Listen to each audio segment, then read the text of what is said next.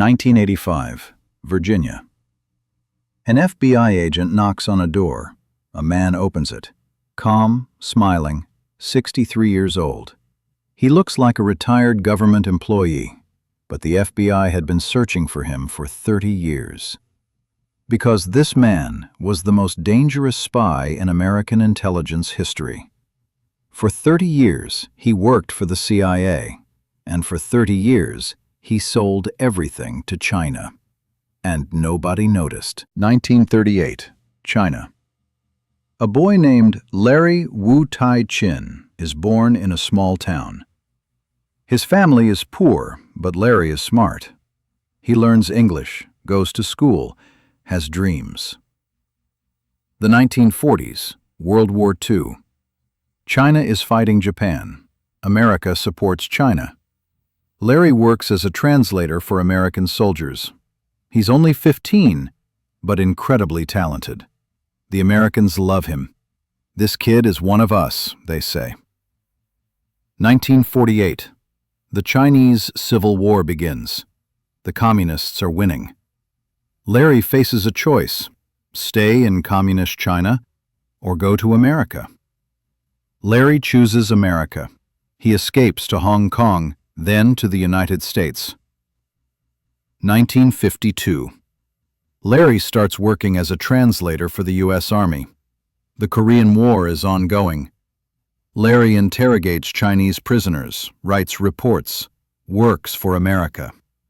But nobody knows.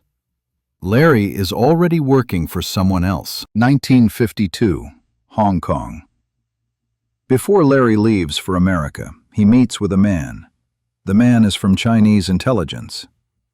Larry, we haven't forgotten you. You're Chinese. Don't forget your motherland. We'll ask something from you, just small information. Nobody will get hurt. Larry agrees. Why? Money? Ideology? Maybe both. Maybe just excitement. The 1960s. Larry now works for the CIA's Foreign Broadcast Information Service. His job is simple: monitor Chinese media, translate news, write reports. But Larry is also doing the opposite, sending CIA reports to China. China knows everything about America: which agents are in China, which operations are planned, what America thinks about China. Everything. The 1970s, Vietnam War. Larry writes reports on China-Vietnam relations. The CIA trusts him. He receives awards, gets promoted. But every night, Larry writes small notes, photographs them on microfilm, makes secret trips to Hong Kong. There, he meets with Chinese agents, delivers the information. In return, he receives money. A lot of money. But Larry doesn't look rich. He lives in a modest house, doesn't draw attention.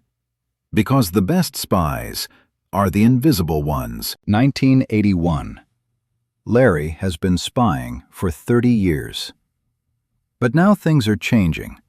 China is changing. Mao is dead. New leaders are coming. China is improving relations with America. The Cold War is softening. Does China still need Larry? 1983. A CIA agent defects from China. He seeks asylum in America. And he gives a name. There's someone in China, on the inside. Someone in the CIA working for us. The FBI takes action. But who is it? There are thousands of CIA employees. Who could it be? 1985. The FBI follows small clues, suspicious money transfers, frequent trips to Hong Kong, someone who speaks Chinese. The list narrows. The FBI begins surveilling Larry. Phone taps, surveillance, bank accounts. And one day, Larry goes to Hong Kong again.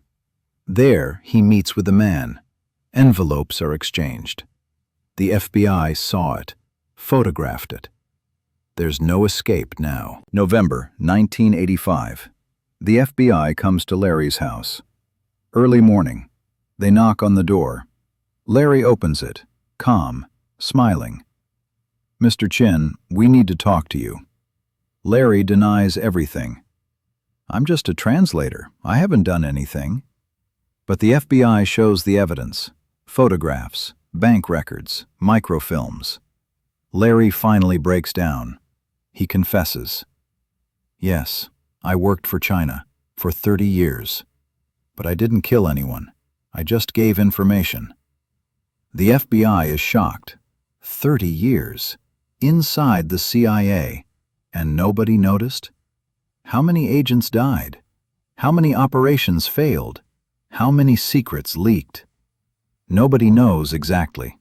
Because Larry doesn't remember everything.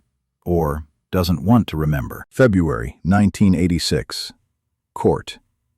Larry is tried for espionage. Prosecutor. This man betrayed his country. For 30 years he sold information to the enemy. He should get the death penalty. Defense attorney. Larry Wu-Tai Chin was an idealist. He loved China. He didn't do it for money. He did it for his beliefs. The jury delivers its verdict. Guilty. Sentence: life in prison. Larry is sent to prison, but he won't wait for the end. February 21st, 1986. Morning. Guards enter Larry's cell. Larry is on his bed. Dead. He committed suicide. Suffocated himself with a plastic bag. He left no note, no final words. Just silence. Larry Wu-Tai Chin is dead, but his questions still live. Why did he do it? For money? For love of China? For excitement? Maybe all of it. Maybe none of it.